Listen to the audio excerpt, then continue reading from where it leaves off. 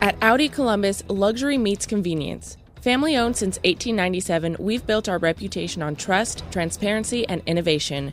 Browse our selection online and complete your purchase from home. Then simply stop by to pick up your keys. Right now, drive home a new 2025 Audi Q5 for $699 for 36 months with $4,405 down. The next generation shops online. Experience the future with us at AudiColumbus.com. Buyers Auto, driving the next generation of buyers. See dealer for details. Offer ends 7/30/25. Ever feel like life's just one giant shit show after another? Like you're juggling chainsaws and just waiting for one to slice you open? I get it. I've been there. And let me tell you, it's freaking exhausting. Rewind to 2013. I'm strutting around telling everyone that I'm living my best life. Great job, nice apartment, a roommate I love. Oh, and a healthy dose of booze and drugs because YOLO. And suddenly, bam, life drop kicks me in the face. 2 weeks, that's all it took. Car was totaled. Dream condo, landlord selling it. That cushy ocean view job with the stocked fridge. Poof, bankruptcy. But here's the real mindfuck. Those moments when everything goes to shit, they're actually clearing the runway for something epic. You just can't see it when you're knee-deep in the crap. So fast forward 2 weeks. I'm stuck in town for the holidays, packing up my life instead of sipping eggnog with my family. And guess what? I meet my future husband. Literally. Suddenly I have all the time in the world to fall head over heels. No rent to worry about means that I can crash at his place without a second thought. And with my newfound free time, I even start helping out with his home business while planting seeds for my own. But listen, if you're too busy throwing a pity party about how life is screwing you over, you'll miss the golden ticket staring at you in the face. You'll be so focused on what you've lost that you won't see what you could gain. We have this screwed up idea that planning means micromanaging every detail of our lives. Well, it doesn't. Real planning is about preparing yourself for who you're becoming. It's about getting your head right, so when opportunity comes knocking, you're ready to kick down the damn door. You have to focus on being your goals, not just doing them. Even when your life looks like a dumpster fire and everything seems to be going to crap, it's about holding on to that vision of who you want to be, even when your current reality is giving you the finger. And when you can do that, when you can trust in the process and keep moving forward, it's only a matter of time before everything falls into place. And I know this sounds like some woo-woo BS when you're in the thick of it. When your bank account is in the red, or your relationships are on the rocks, and it feels like the world is conspiring against you. But trust me, this is when the real work happens. This is when you decide who you're going to be when you come out on the other side. So it's not about ignoring reality or pretending everything's fine when it's not. It's about acknowledging the shit show around you while still holding on to the belief that you're capable of more. It's about looking at your life and saying, yeah, this sucks right now, but it is not the end of my story. So the next time life throws you a curveball, and trust me, it will, take a deep breath. Remember that this moment, as shitty as it might be, is making space for something new. Something that might just blow your mind if you're open to it. So let me ask you a question. Are you ready to stop fighting against the current and start flowing with it? Are you willing to trust that even in your darkest moments, there's a light at the end of the tunnel? Because that's where the magic happens. That's where you start creating a life beyond your wildest dreams. And in the meantime, this episode is going to be your secret weapon for holding that state of being when your nervous system just wants to tap out. Our guest is my friend Sam Skelly. She's been on the show a few times, so you might know her by now. Search our past episodes if you want to. Oh, and by the way, a little trick for finding any episode you want. In your Google search bar, type mindlove.com and then the space bar, and then any keyword or phrase. Your search results will be anything from the Mind Love website, and it will pull up all of the episodes related to that. You're welcome. Sam Skelly is a 7-figure entrepreneur, best-selling author, and wellness coaching expert. She founded both Hungry for Happiness and Pause Breathwork, which has a mission to help people clear anxiety and stress through the power of breath. She's revolutionized both the weight loss and self-help industries by examining the individual and the underlying causes of food, body, and self-love issues. So 3 key things we will learn are how to turn a crisis into a divine breakthrough, why energetic alignment is more crucial than time management and how to find it, and a simple free tool to manage stress and anxiety. I've hired a lot of people over the years, and I can tell you the biggest mistake that most business owners make. They think posting a job and waiting is a strategy, but it is not. Stop struggling to get your job post seen on other job sites. Indeed sponsored jobs helps you stand out and hire fast. With sponsored jobs, your post jumps to the top of the page for your relevant candidates so that you can reach the people you want faster. And it makes a huge difference. According to Indeed data, sponsored jobs posted directly on Indeed have 45% more applications than non-sponsored jobs. One of the things that I love about Indeed is that it makes hiring so fast because the best candidates are already there, actively looking. Plus, with Indeed sponsored jobs, there's no monthly subscriptions, no long-term contracts, and you only pay for results. How fast is Indeed?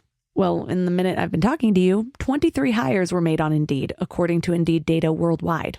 There's no need to wait any longer. Speed up your hiring right now with Indeed. And listeners of this show will get a $75 sponsored job credit to get your jobs more visibility at Indeed.com/mindlove.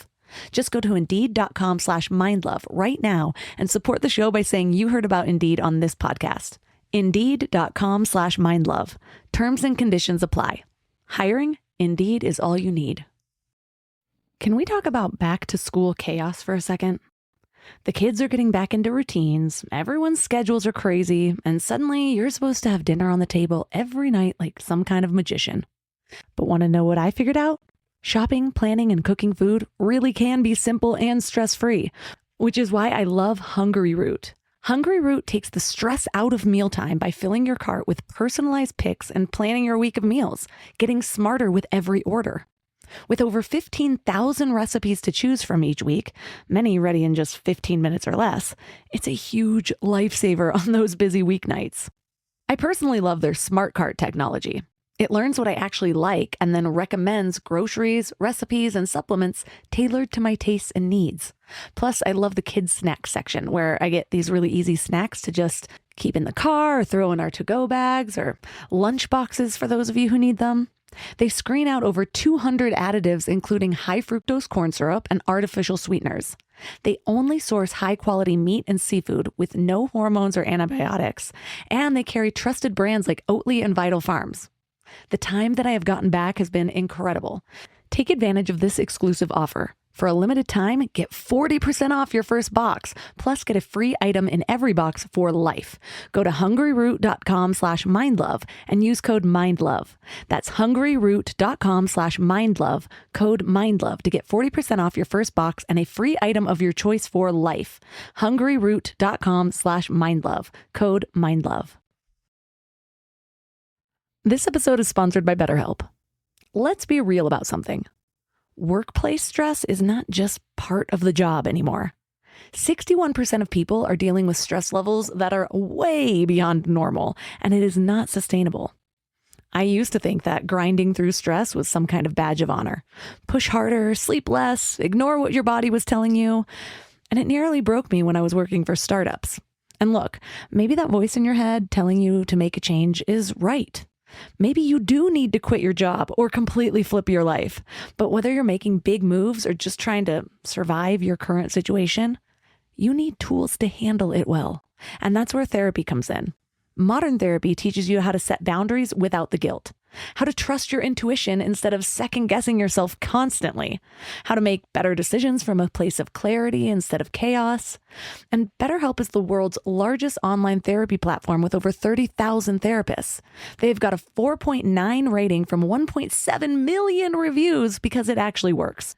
You can talk to someone from anywhere, and you can switch therapists anytime if it's not the right fit. A vacation won't fix chronic stress, but the right support can help you navigate whatever comes next. As the largest online therapy provider in the world, BetterHelp can provide access to mental health professionals with a diverse variety of expertise. Unwind from work with BetterHelp. My listeners get 10% off their first month at betterhelp.com/mindlove. That's BetterHelp, HELP.com/mindlove. Running a business is hard work. Building your website shouldn't be. With Wix, you can express your ideas, give direction, then leave the heavy lifting to AI, from site creation to branded content and images. Have fun with the details. Customize what you want the way you want, and manage your whole business from a centralized dashboard with expert AI tools. Build, scale, and enjoy the incredible results. You can do it all yourself on Wix. Doing exposure therapy and like putting ourselves in situations that inevitably will change builds up that resilience to go, wait a second, nothing is stagnant in the world. Everything changes. Those relationships will change. The business will change. The kids will change. I'm like, you have two little ones. You see it. They're changing every single day. And so how can we increase our capacity for change so that it doesn't spin us out and we lose our alignment? Because as soon as we lose our alignment, it's like, it's done. Turn up your frequency with Mind Love. Bite-sized brain hacks for seekers, dreamers, and doers. It's time to give your mind a little love with your host, Melissa Monti.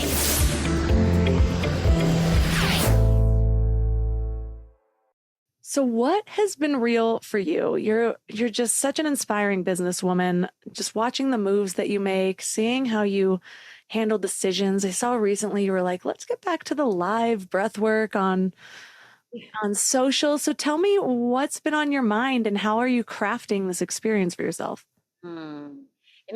What I've found to be so interesting in this 15-year journey of being an entrepreneur and just like feeling into all of the different seasons and different cycles is at times it could be so intoxicating to take our eye off of what we actually care about because it's so busy and we get so distracted. And I had this breakthrough a couple months ago where I was like, I just really want to get back to the whole reason why I started Pause in the first place, which was because I freaking love breathwork. Like I love breathwork, and the mission that is on my life is to wake the world up through the power of breathwork. And I loved it. And the whole reason why the company exploded in those early days so quickly is because of just like the passion that oozed from every single cell of my body. And so it's just interesting, the cycles and seasons of business as your business grows and, there's more responsibility, there's more people, there's more moving parts. As a CEO, we can kind of sometimes get caught in all of the details or all of the weeds, or I can get caught in all the details and all the weeds. And it's just a really important reminder that energy is everything. And when we prioritize the energetics of the mission and of the vision above everything else, we get to infuse that in the culture. We get to infuse that in the business. And that is the thing that truly allows companies to thrive and to be profitable and to have like power amongst all of the members who are building the mission. And so, yeah, I had that awakening a couple months ago where I was like, I want to get back to doing the thing that I love most and the thing that launched this thing to the moon in the first place. Yeah, I have found that it's so easy, especially if you know about business and strategy, it's easy to get caught up in this could work or this will work or this is the next logical move. And I think it's so important and it's something that I have to consistently remind myself is like, okay, what is the next move that I see? Okay, is that from my own vision or is that from the vision that I see works for other people or what I think should happen because of what I know about marketing or growth or whatever?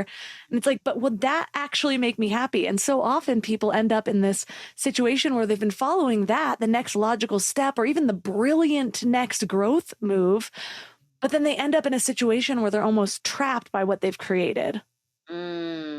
Absolutely. Absolutely. And I think sometimes as entrepreneurs, when you are chasing shiny balls and you're kind of looking outside of yourself to trends or other business owners or other companies to be like, what are they doing? Let me just do what they're doing. And we completely miss the point because the magic is not in the latest trend or marketing strategy or the like innovative thing that another company is doing. The magic is in the alignment with our soul and truly bringing forth that essence of who we really are to the marketplace. That is the most powerful and potent thing that there possibly is. And when we get with that and we really know and embody that, then we're not in hustle mode. We're not in fear. We're not in lack. We realize that my energetics are the most powerful thing that is going to make or break this thing. And the greatest responsibility that I have in the expansion of this mission is not how much time I spend on social media or how great my photos are or how whatever. It's who am I being energetically, moment by moment, day by day, breath by breath? And am I truly operating in alignment with what I actually desire and I actually want and what makes me feel fulfilled? And sometimes we miss the point and we get caught in the distraction, the shiny balls. And if we're not in self-consent with ourselves, that can spiral really easily. And so it's really important for, and not just the founder of the organization, but of every single team member of the organization. Like, am I operating from alignment? Am I operating from power? Am I operating from my truth? Because it can't just be one person in the entire organization. It must be every single person in their power, in their truth, in their alignment, because it's like 1 + 1 = 11 at that point. Right? When everyone is operating from that place and there isn't this like hierarchy, sort of funky, energetic dynamic, power dynamic thing happening, but there's just like collaboration and coherence, and we're all like aligned with what feels great for this culture, for this organization. There's going to be traction, there's going to be growth, there's going to be profitability, there's going to be impact, there's going to be transformation.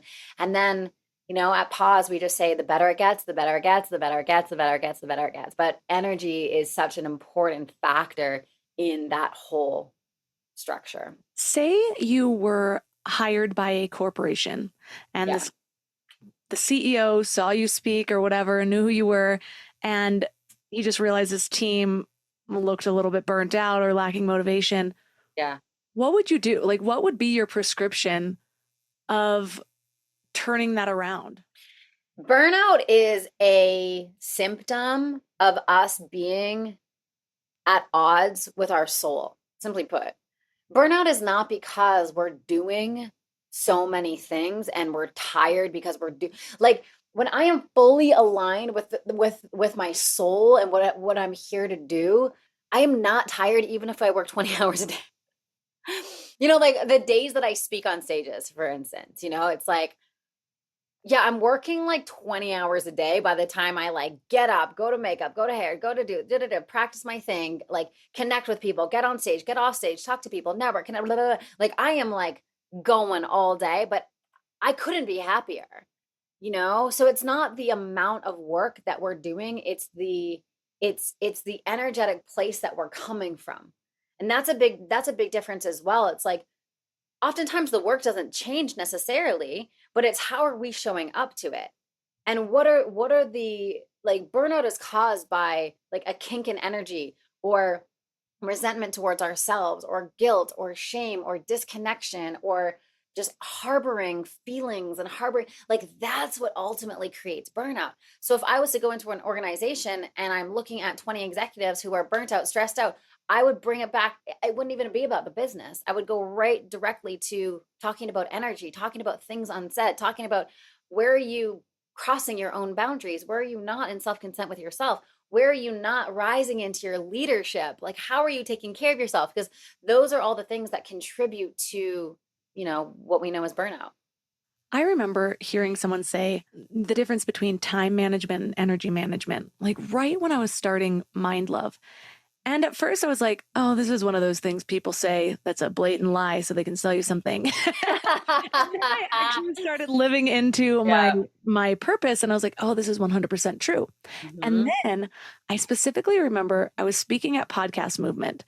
And I had actually just shared the stage with Pat Flynn. This was only like 7 months after I launched my podcast. And so I went from like nothing, like thinking I need to find a purpose, and then having this idea and feeling really in line, and then launching it and everything going so well, and it being one of the fastest growing independent podcasts that year. And then all of a sudden I'm speaking on a stage, and it was like my life unfolded so rapidly. My dreams unfolded so rapidly. And then I was at Podcast Movement, and I just remember waking up and I was like, oh my gosh, I'm completely burnt out. And then I thought, wait, everything was a lie. I felt like once I found the thing, then I was going to tap into this unlimited energy. And then I felt like I did. And then all of a sudden I was experiencing burnout. But it took me too long to realize it. I went through like 2 months of like getting in my head, almost destroying all the work that I had done, thinking, okay, maybe I'm not meant for success. Maybe it's not sustainable for me. Here's my ADHD again, now that it's not new and exciting.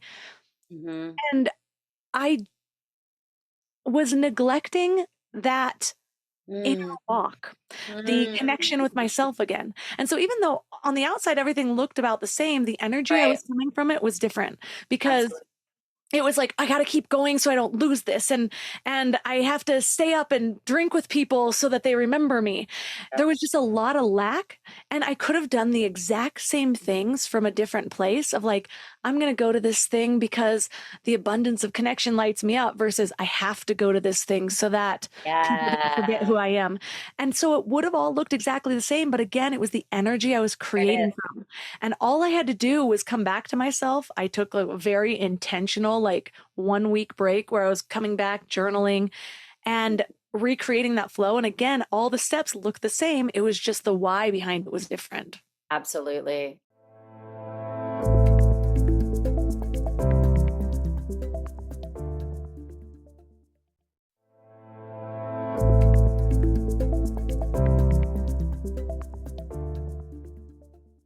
Absolutely. You know, it's really interesting to see members of my team in different roles, right? So for instance, like director of experience, right? That role is responsible for the experience essentially of our entire student base. Like, do they feel seen? Do they feel heard? Are they progressing? Are they learning? Are they becoming amazing breathwork facilitators? And to date now, I've had 4 different people in that role. And what's so amazing to see is it's the same role, the same responsibilities, the same line items, the same everything, but the experience of each individual person based on their identity, based on their energetic come from, based on their vision, based on their heart, it's 4 completely different experiences. And the woman that I have in place now, like she is not, like, nothing messes with her. It's so wild. You know, like she's responsible for the experience of like 400 people simultaneously. And for most people, that's like, well, it's way too much. But she thrives on it. She loves it. She's calm. Like her nervous system is regulated because she's coming from this place of just this grounded love constantly. And so the tasks that she's doing are coming from this place of grounded love.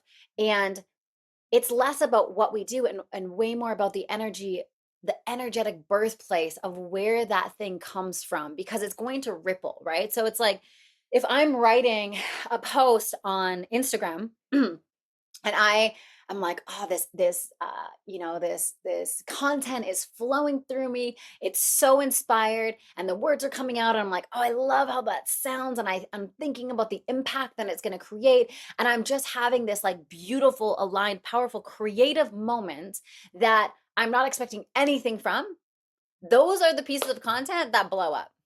If I'm doing it from a place of like, I got to get this content out because I got to make a sale, because I got to do this, and the energy is contracted, people feel that at the energetic birthplace that it was created in, whether we know it logically or not.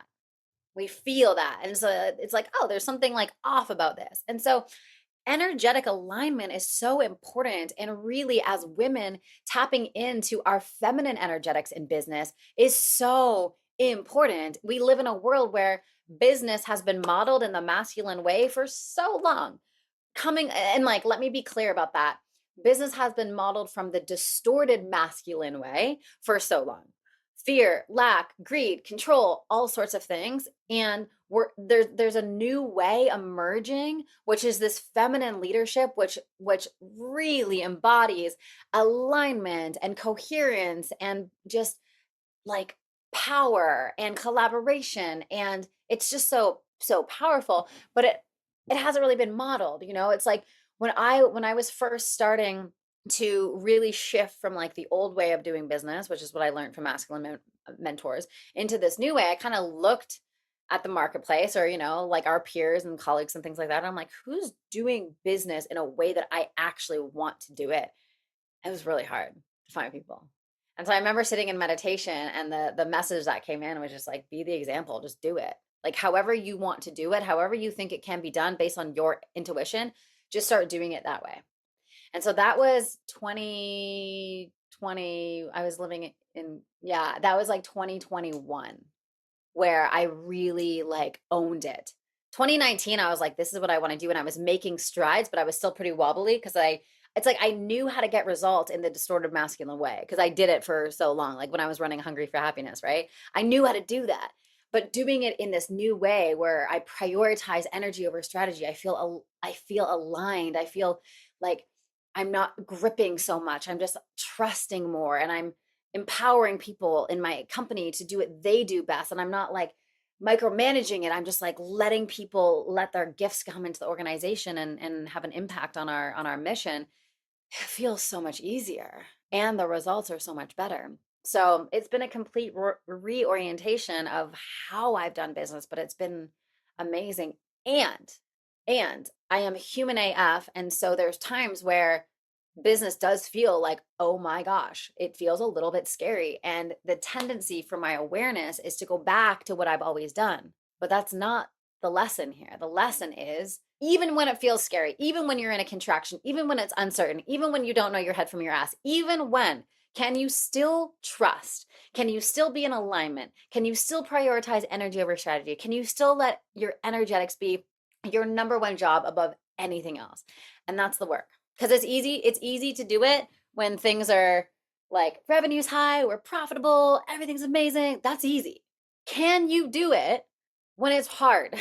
Can you do it when it's uncertain? And like that's the greatest lesson of all. Walk me through your process. Say you're at a point where you feel yourself pushing, clinging, whatever those feelings are. How do you balance the emotional, like psychological, and the physical? Like, where do you use breath work in that process to come back to a different state for the decision making? Just walk me through it. Yeah. So I was going through like a really hard time earlier this year. There were just so many things going on. And for the first time in a long time, I was waking up with a lot of anxiety, which is, I'm like, whoa, like I haven't experienced this in like a long time. And so I would wake up and I would just play wherever I was feeling the pain, wherever I was feeling contracted, I would just place my hands on that part of my body. And for me, it was like my chest and my solar plexus. And I would lie on my back and I would just breathe like, and I would just allow myself to fully breathe and drop into those parts of my body.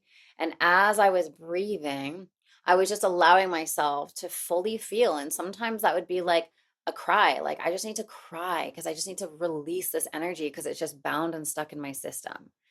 And so I would start the morning with like when I'm in that contraction, I would start the morning before I even got out of bed. I would start the morning with breath work and energy work, feeling through those contractions to liberate them back into wholeness. Because if we want to feel better, we have to be better feelers. We can't let the mind hijack and like, what should we do about this? Or what am I going to do? Like, if we do that, we just keep spinning and spinning and spinning ourselves in the direction that we don't want to be in. So it's really, truly about allowing yourself to fully feel whatever is present, whatever is there. And that would be the first thing. And the second thing, I would get up and I would go to the couch and I would grab my journal and I would write out like whatever I was stressed out about, I would write out the antidote, like the true antidote. Like what's the opposite of that? You know, like the truth is I'm fully supported.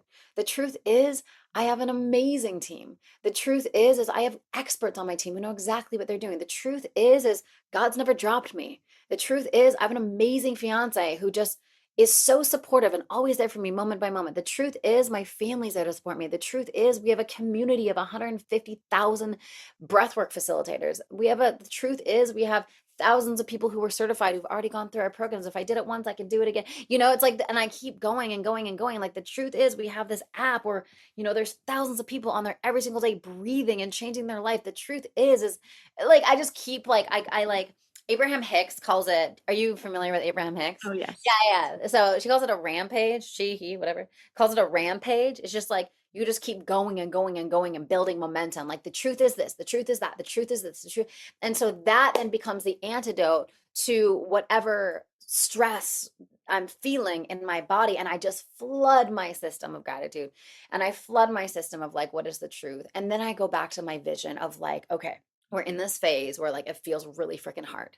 And guess what? It's supposed to. It's not actually supposed to be butterflies and roses and linear profitable growth month over month for the rest of our lives. Like that's not even like that's not it. like businesses have contractions, people have contractions, shit happen, whatever. And so it's just really zooming out and going like, all right, what's the greater vision that's on my life? The greater vision that's on my life is I am here to bring breathwork to the world. Great. And like, what does that look like in 10 years when that vision is actualized? And I bring myself to that place. I like forecast that. I call it future casting, where I like go into the future and I cast exactly what's going to happen. And I just settle into that reality, and that feels so energizing. Because here's the thing about energy is, if we're in a contraction because we're scared about something that's happening, or maybe it hasn't happened, but you think it's going to happen, and your energy drops, then as soon as your energy drops, you're creating reality from that vibration, whether you know it or not.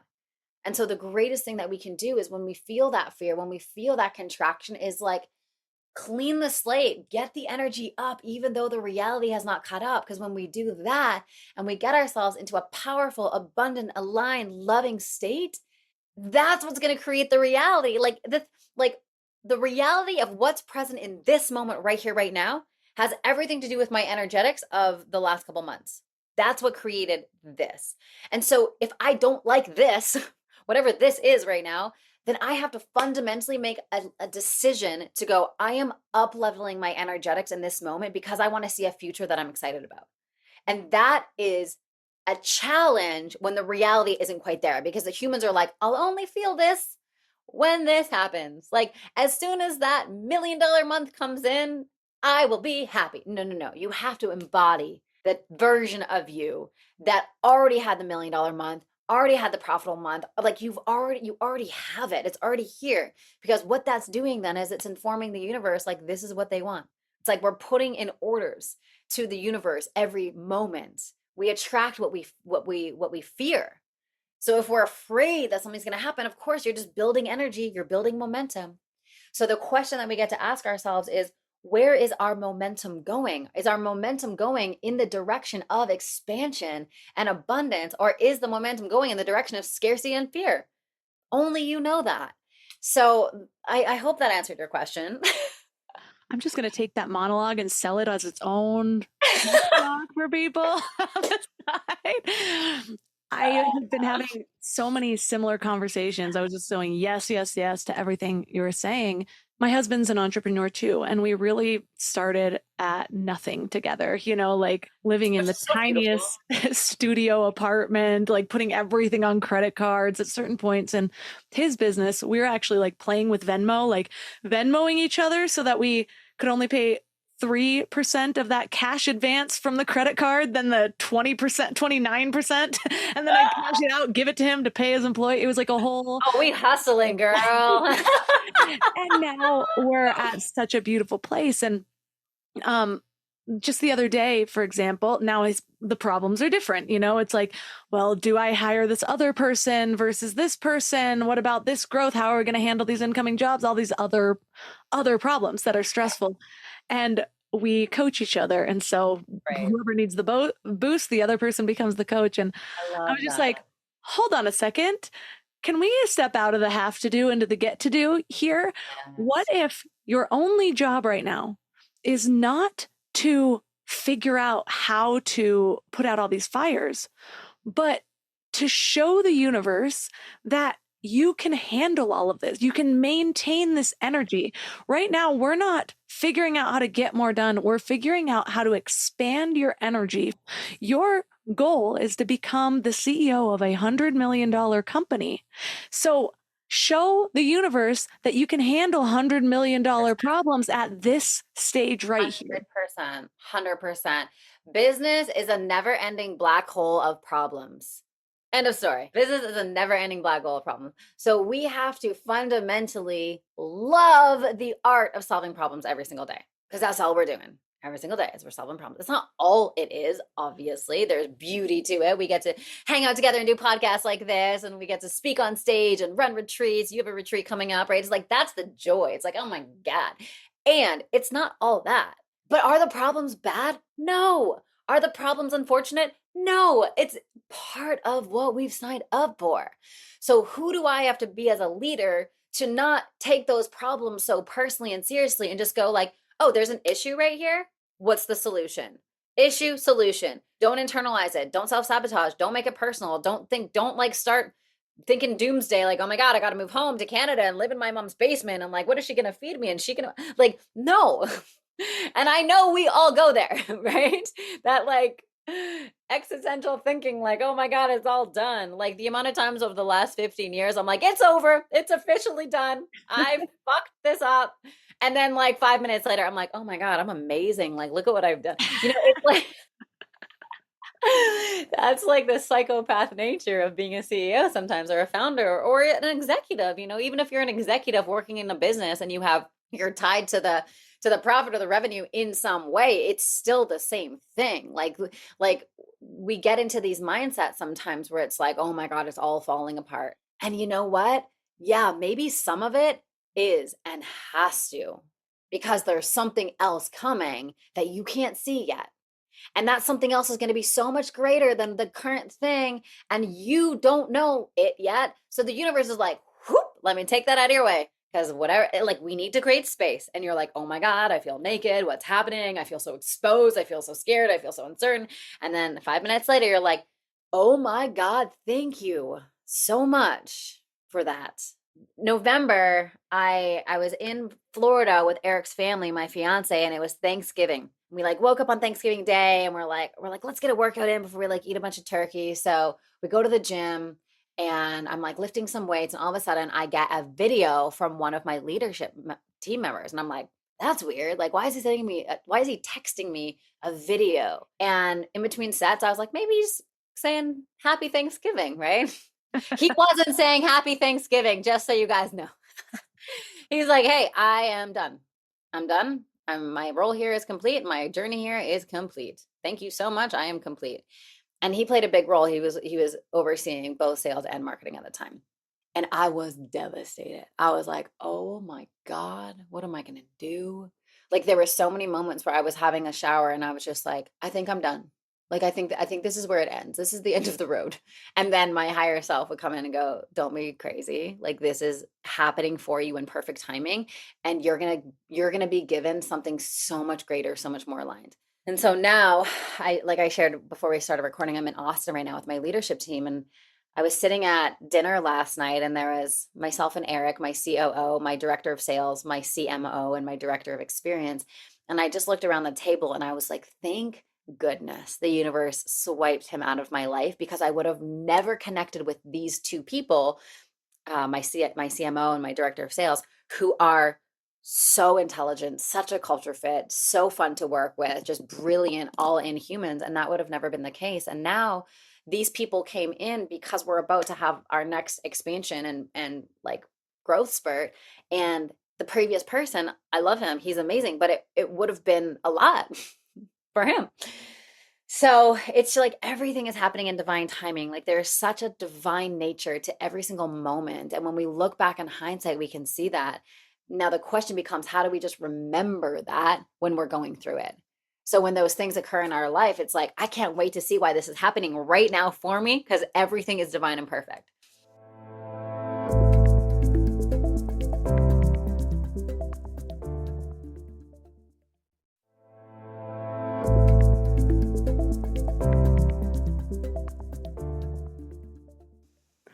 I think back to 2013. So those 2 years, I really felt like I was thriving. Ironically, I was doing a crap ton of drugs and partying a lot, but I thought I was living my best life. I remember I loved my roommate. I loved where I lived. I had a good job that got like a lot of bonuses, a good salary, and I was just like going to festivals, living my best 20s life. And then within a 3-week period of time, I crashed my car during a window. I didn't have insurance. My landlord said she's selling our place, and my company was shutting down. And everyone was just like, are you freaking out or what? And No I had already way. been through my biggest trauma, and it was a lot more painful than this. And so I was just like, maybe it was the fact that I was on copious amounts of MDMA that I was just like, well, the universe will deliver. And it was that December that it happened. I had to move out by January 1st. And so then I was like, I can't go up north I couldn't visit family because I had to move out. And so I just like came to Big Bear for the first time ever, or the second time ever, and ended up meeting my husband. And the thing is I didn't have a job or a place to live. I was staying with a friend. And so I could just come up here all the time. And we ended up falling in love. That would have only happened if my world hadn't shut down Wow. where I was before. But at the same time, then the series of unfolding, the amount of times I just step back and it's like, I don't know if I ever would have stepped into my potential if I was with somebody else. I even think back to like, your high school crush where you're just like, oh, what would have happened? It's like, I would have become nothing had I ended up with him. Like, I mean, that sounds a little harsh, but For sure. so many evolutions happened being with my husband. He's just such he's been working on the same business since his early 20s. I was a new shiny girl. So watching him just show up, even when the money wasn't there, triggered something in me. Not to mention the things I would get in my head about when I was launching my business was I would get like hyper focused on the little, like trying to build my website, even though I wasn't that great at it back then. And then he just can give me a digital presence since that's what he does for a living. Like everything about my potential burst open when I entered that relationship. And it was because I was okay with creating the space. I wasn't sitting there freaking out, obsessively looking for other jobs. I just was like, I'm going to trust the universe with this one. And I followed the signs. And it just reminds me of like you don't cling to your baby teeth if you want a bright, beautiful adult smile. Ooh, that's a good one. That'd be so weird if we tried that. No, do not fall out. But that's what we do. It's like, no. Stay. Our brains don't like change, And I think sometimes like doing exposure therapy and like putting ourselves in situations that inevitably will change builds up that resilience to go, wait a second, nothing is stagnant in the world. Everything changes. Those relationships will change. The business will change. The kids will change. I'm like, you have 2 little ones. You see it. They're changing every single day. And so how can we increase our capacity for change so that it doesn't spin us out and we lose our alignment? Because as soon as we lose our alignment, it's like, it's done. And I love that story of you and your husband. It's like, if that all did not happen, y'all wouldn't be on this track of just like collaborating and connecting and just having this beautiful, amazing life together. It's like, how can we trust that the breakdowns are leading us to our greatest breakthrough, even if we can't see it? How can we just assume that it's coming? Like having this like childlike wonder. Eric and I are getting married in October, and it's just been really beautiful to go through the last year of like leading up to the wedding. And, just knowing that like every little breakdown that we have is transforming our relationship, our connection into something so much more beautiful. It's like we're excavating all of the old stuff and patterns and things that like have kept us stuck and coming into deeper states of connection and love and all the rest of it. And it's just beautiful. And if we can just be uncomfortable and know that this is for us, happening for us in perfect timing, it eases the nervous system so we can just have some like that feeling of just rest and trust in our nervous systems.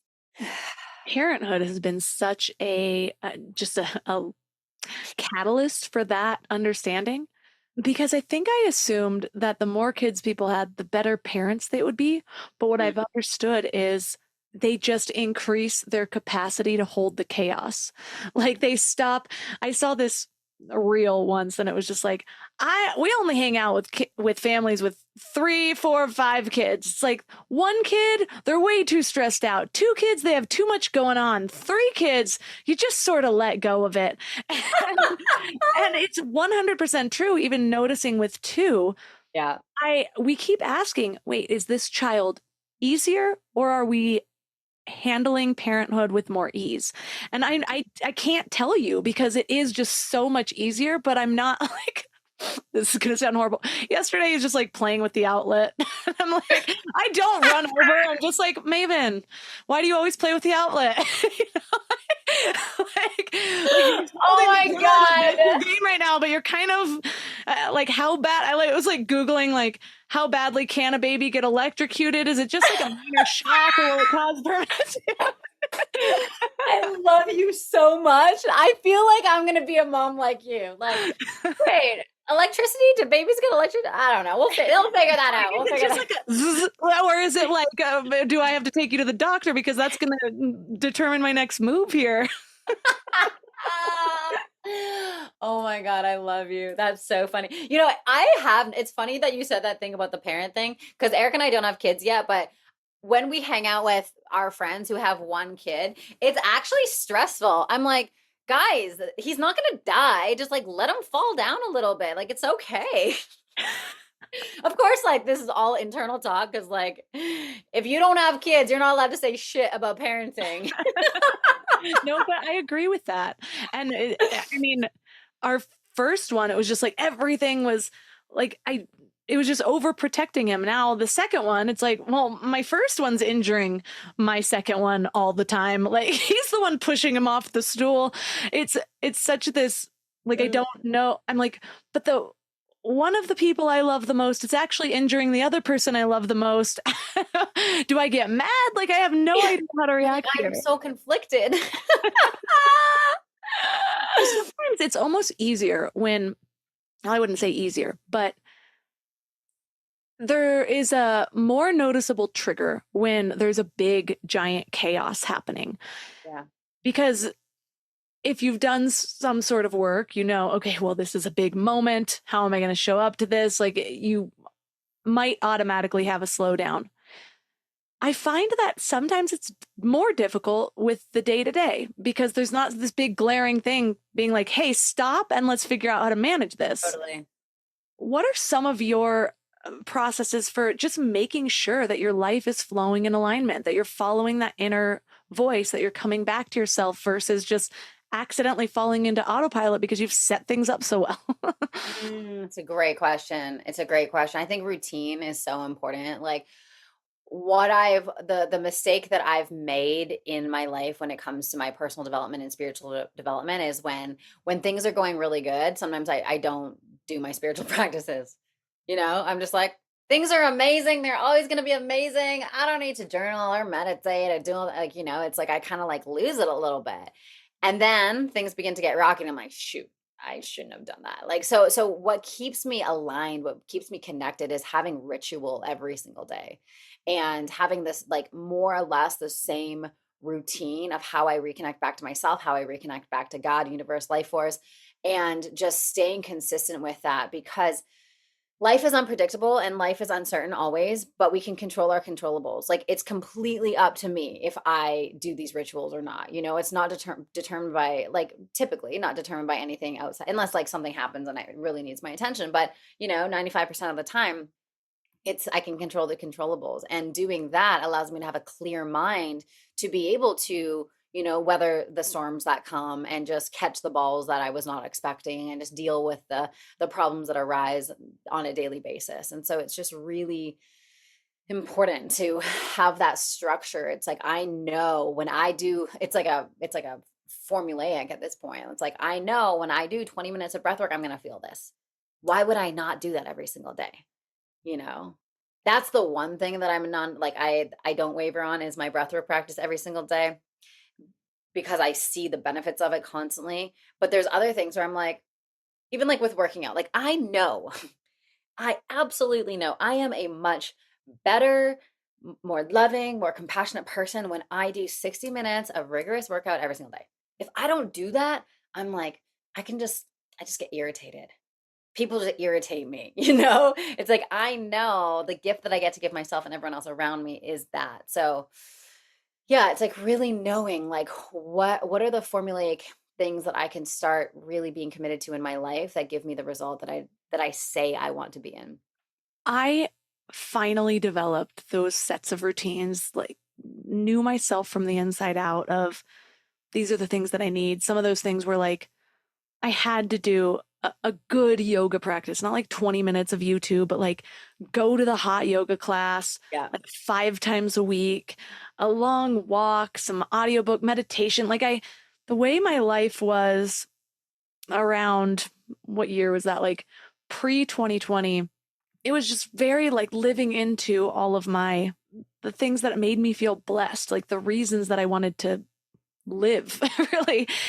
Right. And then I had kids, and I remember thinking like, none of this is going to change. And I'm actually pretty proud of myself in that I do keep those things. I stay active and Wow. whatever. But Dude, that's amazing. what it looks like changes. Like now it's a good 30-minute Peloton workout with a shorter yoga thing or something like that 3 times a week. And so I had to be okay with redefining what I thought were my non-negotiables. And so it's like, my non-negotiable was an hour of yoga. Is it an hour of yoga, or is it an hour of movement? You know, and being okay that it might be a stroller walk. You know, I could put on ankle weights if I'm really feeling spicy. That's so funny. I want to see that.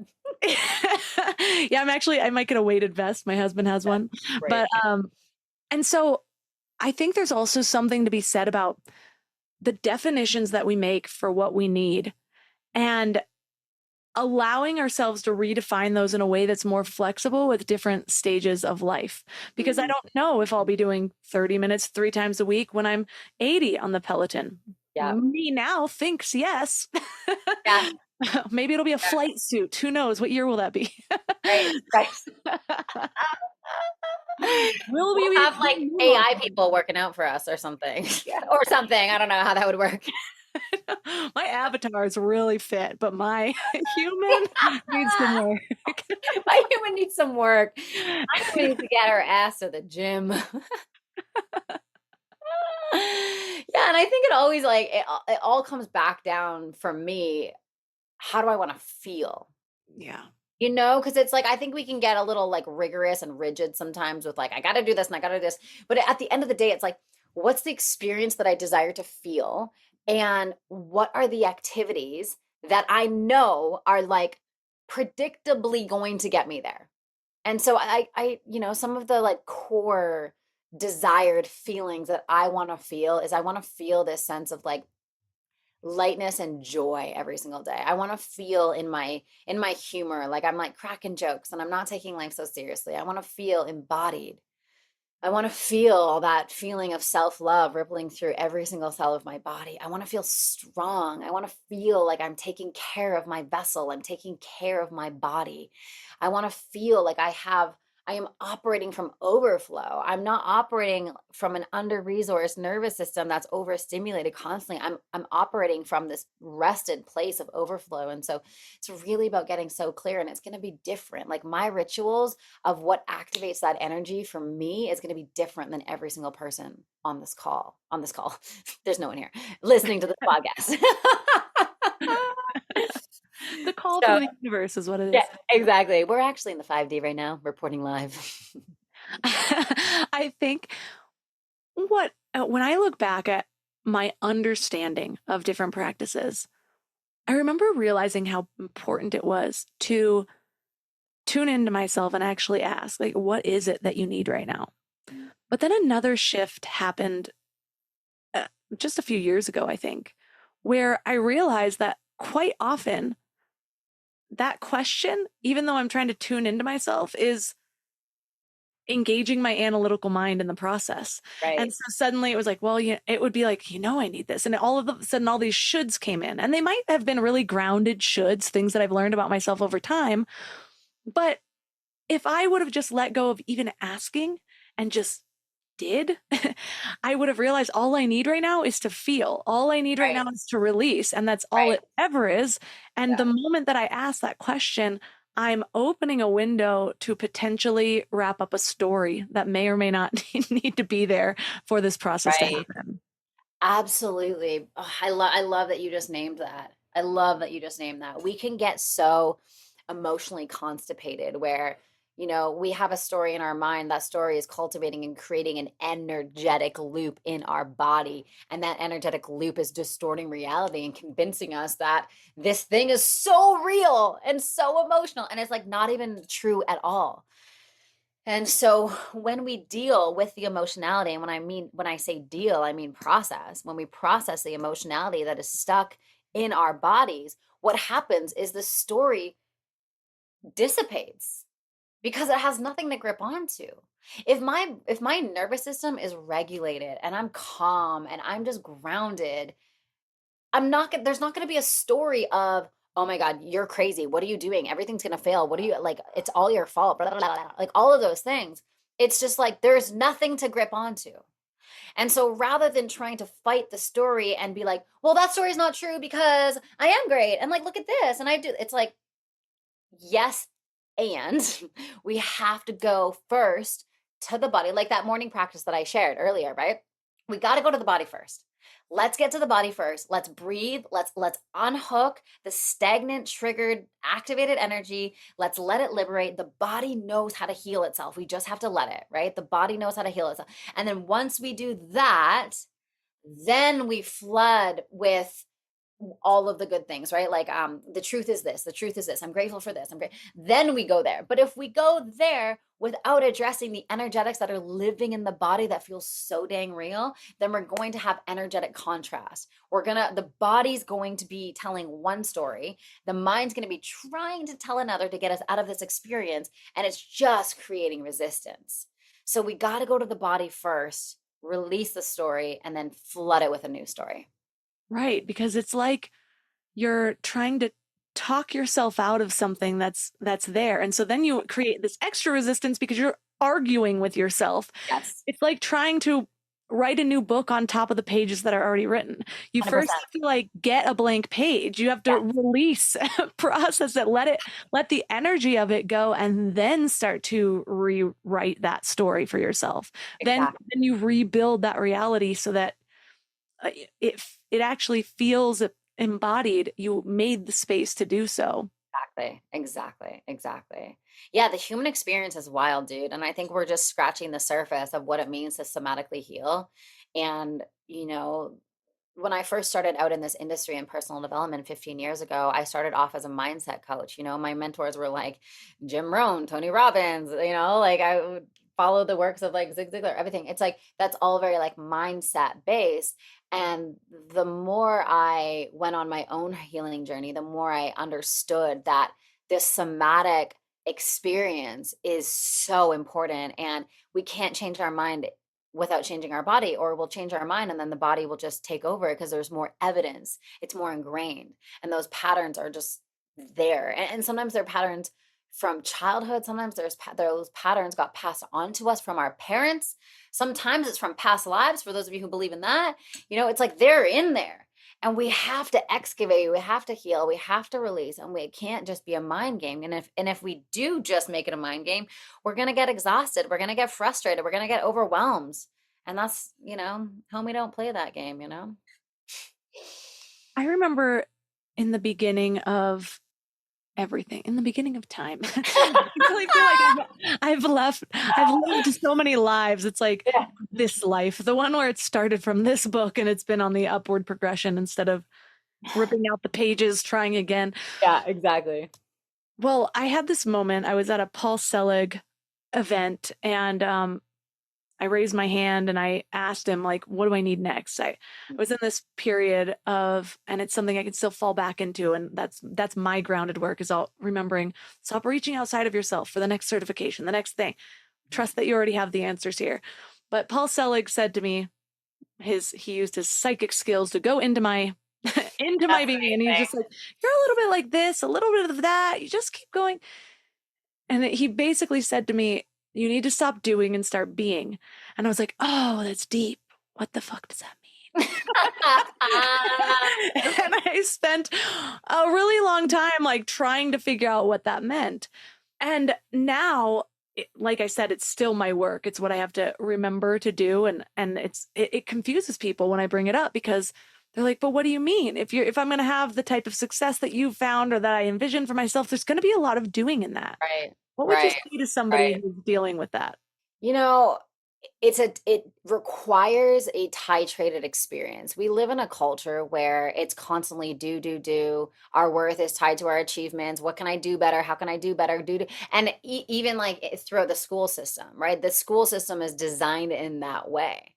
Did you ever learn about energy in school? Did you ever learn about, how to clear your, like, no, it's like we were like, work really hard. It's like very industrial, like it's from like the industrial revolution. It's like that's still being mirrored to us every single day. It's like I wake up, I do this, I go through the motions, and we've lost the art of energy. We've lost the art of soma, the body. We're so mind focused and intelligence driven from the mind that we've lost the intelligence that lives in the body. Not lost it, but we need to remember it. It's still there, but we have to attune to it. We have to remember it. And so for someone listening, they're like, Sam, this sounds amazing, but like, what are you talking about? Like my biggest thing is approach moving from doing to being with a sense of curiosity. Approach it from the sense of like, if I let my intuition guide my next decision, let's just see what happens. When I first started to refeel, and what I mean by that is because I mostly lived my life in a state of numbness and anxiety. I think I talked about that on a previous show of yours a couple years ago, but it was like I really just swung from numbness to anxiety to numbness. And so when people were like, "What's your intuition say?" I'm like, I don't have one. Like I don't know.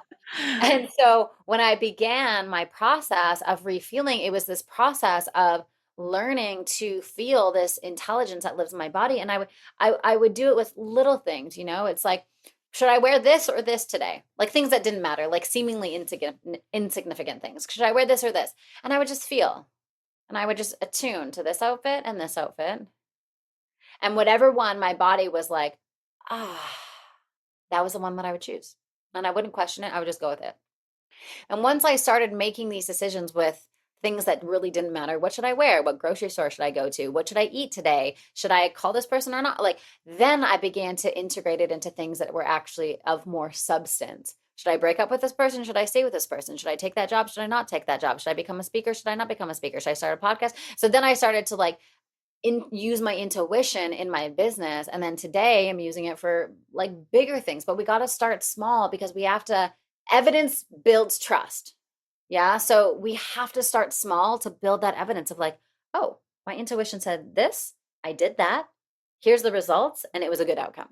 We have to keep building that and building that over time. So just starting really small and really, this is another little tactic that I used is I would ask myself obvious yes questions. I would go, is my name Sam? Do I live in Vancouver? Right. I lived at the time. Do I love tacos? I would just ask myself like obvious yes questions. And I would just feel my body go, yes, yes. And then I would ask myself obvious no questions, right? Is my name Melissa? No. Do I live in Big Bear? No. Right. And I could just feel the no's in my system. And so that's how I kind of learned visceral intelligence. Right? Which is our body's way of communicating to us. Our body communicates in sensations. Our mind communicates in thoughts, right? We hear our thoughts all day long. Blah, blah, blah, blah. And most of the time they're just garbage thoughts and they're not true. But our body doesn't have that. Our body doesn't have those garbage thoughts that are not true. Our body is so intelligent. We just have to quiet down the mind enough to really hear it. And so it really starting out small, titrating the experience and learning that evidence builds trust over time. Evidence builds confidence over time. And that evidence is so important because, like I'm constantly reminding people, our brains have a negativity bias. It's not that you're not capable, you can't do this, you're not worthy. It's that you possibly have not yet understood exactly how your brain works. Because once you know, no, it doesn't actually have meaning. I'm not thinking that over and over again because it's my truth. It's because that's what I'm used to allowing myself to ruminate on. I have not yet harnessed the power of consciously reprogramming my thoughts for a better action. And then once you start to do that and you actually do just dwell a little bit on the positive effects, which is just so important no matter what habit you are developing. This is how I came back to meditation.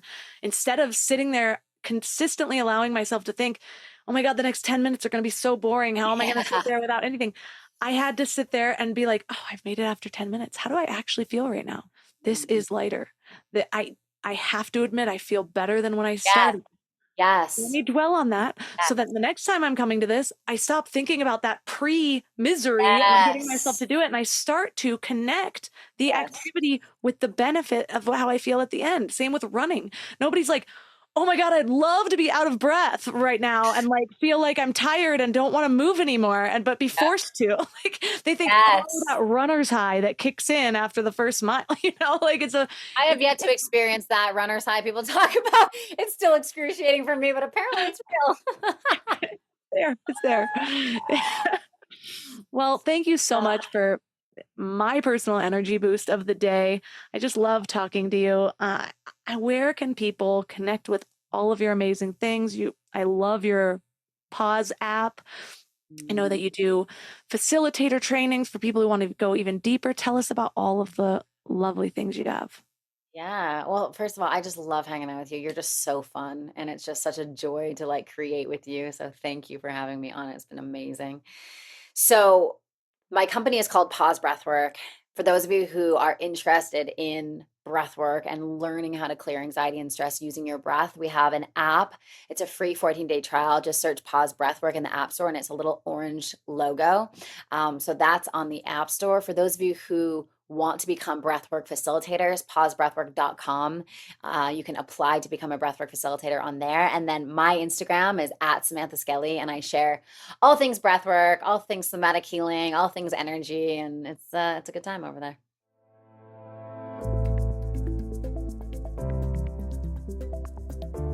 All the links for this episode will be at mindlove.com/363. Your challenge for this week is to play with your intuition. Like Sam said, start small. What's really helpful is tuning into your body and asking yourself questions that you already know the answers to and see how your body responds. So, take a deep breath, close your eyes, and ask yourself, is my name Karen? Notice if you feel anything in your body. Do you feel a contraction or an expansion? And if you don't feel anything, that's fine. Keep playing with it. It reminds me of this journey I'm on with my toes. Let me explain. So I have been on a barefoot shoe movement. I only wear barefoot style shoes. If you know, you know. But I was having major foot problems and I had them for years. And I was actually thinking, oh my gosh, I'm in my early 30s. What happens when I have kids? Will I not be able to walk around barefoot with them? I literally could not walk barefoot for years. Turns out all those high heels and those squishy toed shoes destroyed my feet. It's coming for you. If you are not aware of it yet, don't think that it can't happen to you. I thought it couldn't happen to me. Anyways, so I would have to wear super padded shoes. Turns out I was just atrophying my foot muscles even more. Long story short, I had no mobility in my toes. I thought that was a normal thing. And now I've discovered exercises where I'm trying to push down my big toes and raise the other ones and then switch. Push down all the other toes and raise the big toes. Well, it feels like I don't have that connection to my muscles. It feels very difficult for me. I can do part of it, but I can't do the other part, and it just feels impossible. It's kind of like when you try to like raise one eyebrow and you just don't have that muscle where it's easy for everyone else. Well, you need to connect the brain signal with the muscle. Everyone has the muscle. Everyone can do it. So the same thing is true with your intuition. It might not feel like it's there. It might not feel like you're getting body signals, but just hold the faith and keep trying and intending and telling yourself that you can. Really watch your thoughts around this. So I want to know how this journey goes for you. Reach out to me on Instagram at mindlovemelissa if you want to talk about it. Don't forget, the one and only Mind Love Retreat is happening next month. As of recording this, we have only one spot left. Reach out to me if you would like to claim that spot. It's going to be absolutely epic. I'm getting all of our goodie bags ready, nailing down the itinerary. it's just going to be so exciting. So that information is at mindlove.com/retreat. And that's all for today. So thanks for giving your mind a little love today, and I'll see you next week. Thanks for tuning into Your Higher Frequency with Mind Love. Head to mindlove.com for a free gift to keep your vibes up until next week.